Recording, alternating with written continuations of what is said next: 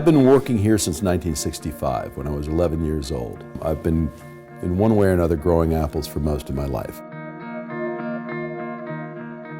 This was a typical New England wholesale retail operation. Almost by happenstance, in the early 80s, we had started grafting trials on various English and French cider varieties, American cider varieties, and a number of heirloom varieties. And we discovered, of the several hundred that we grafted and tried, that there are a handful that grow to a beautifully high standard here. So what we originally thought of as a little sideline to our main business, we decided to make the main business. The vast majority of the fruit we grow and ferment need to be blended together in order to make the sort of cider we want to make. There are several points of blending throughout the season. One is at the press.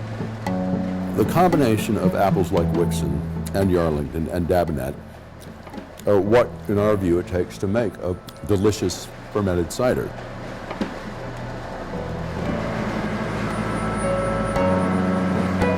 This is a more traditional machine, but all of the more modern methods basically mimic the same approach. You mash up the apples and then you squeeze the juice out of them. So there's nothing extraordinary about our pressing process. What's extraordinary, I guess, is what we are pressing, which is these fruit.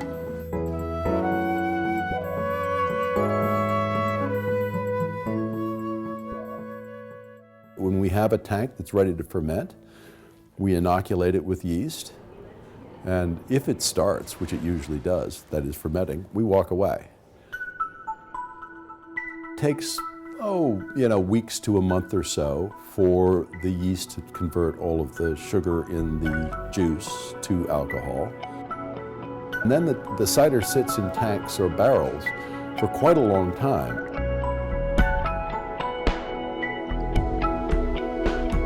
The flavors and aromas change quite substantially.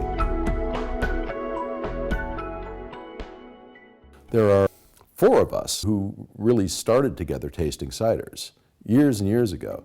So we have a sort of collective memory of taste and aroma.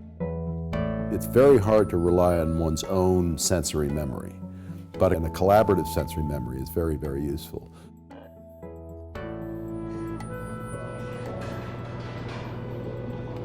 There are times where we'll have a couple thousand gallons that we really will adjust with 1 or 2 barrels of something else. That's when we're trying to actually assemble the flavors and aromas that are going to go into a bottle.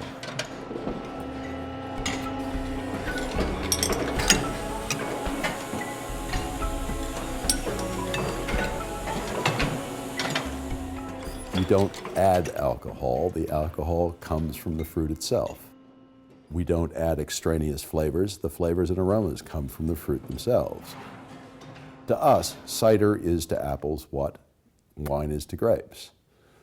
And so our message is, this is lovely, it came from apples, drink it and enjoy it.